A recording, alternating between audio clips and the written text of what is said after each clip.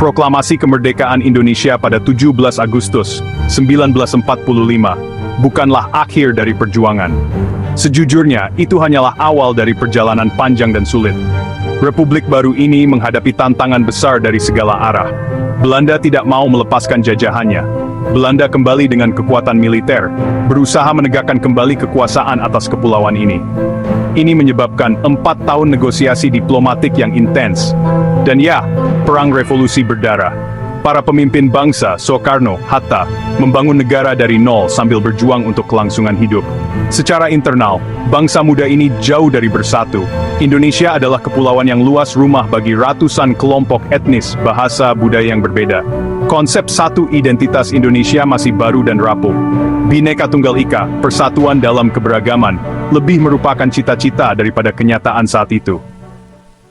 Di jantung Kepulauan Maluku, yang juga dikenal sebagai Kepulauan Rempah-Rempah, sekelompok orang merasa sangat tidak punya hak karena perubahan politik, komunitas Maluku Selatan.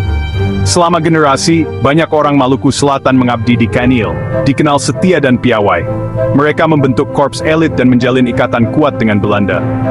Pendidikan dan posisi administratif yang lebih baik menumbuhkan identitas serta hak istimewa yang khas. Tokoh utama gerakan separatis, Christian Robert Stephen Sumokil, seorang sarjana hukum, karismatik, ambisius, pernah menjabat Menteri Kehakiman di negara Indonesia Timur. Ia federalis yang teguh dan menentang pembubaran RIS. Menurutnya, integrasi ke NKRI melanggar kesepakatan konferensi Meja Bundar.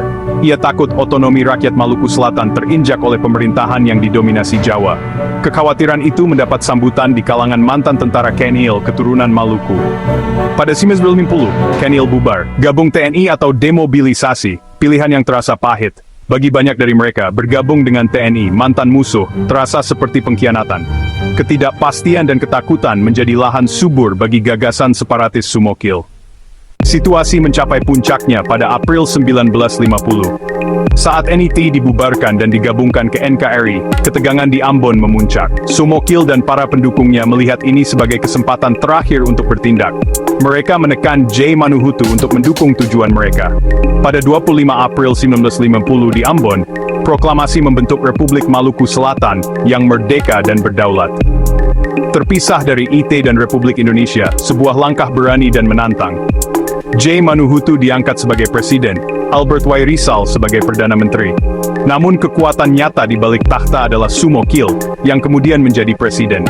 Pemerintahan dibentuk, bendera dirancang, lagu kebangsaan digubah.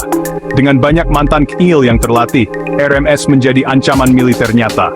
Namun dukungan tidak universal, perpecahan mencabik keluarga dan desa.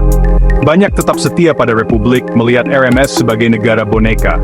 Secara internasional, RMS gagal mendapat pengakuan. Belanda di bawah tekanan dekolonisasi, menolak mengakui. Pemerintah di Jakarta, di bawah Presiden Soekarno, memandang proklamasi RMS sebagai pengkhianatan dan ancaman bagi keutuhan negara.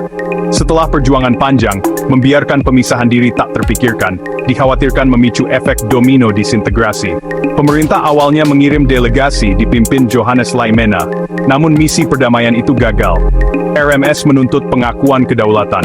Intervensi militer menjadi pilihan terakhir. Juli 1950, TNI melancarkan operasi Senopati untuk menghancurkan pemberontakan. Tujuannya jelas, memulihkan kedaulatan Indonesia.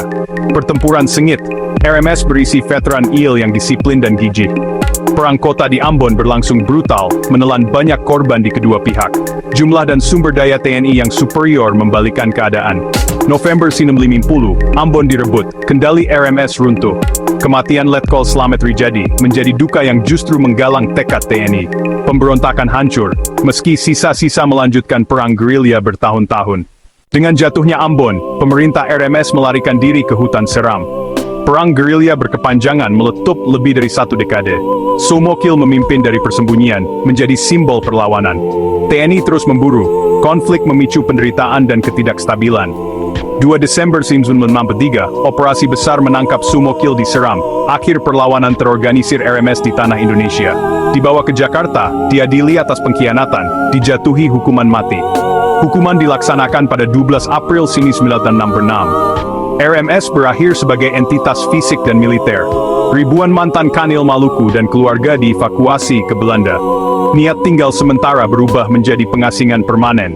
Pemerintahan di pengasingan berdiri, ingatan dan aspirasi politik dijaga lintas generasi. Pemberontakan RMS menjadi pelajaran sejarah yang kuat bagi Indonesia.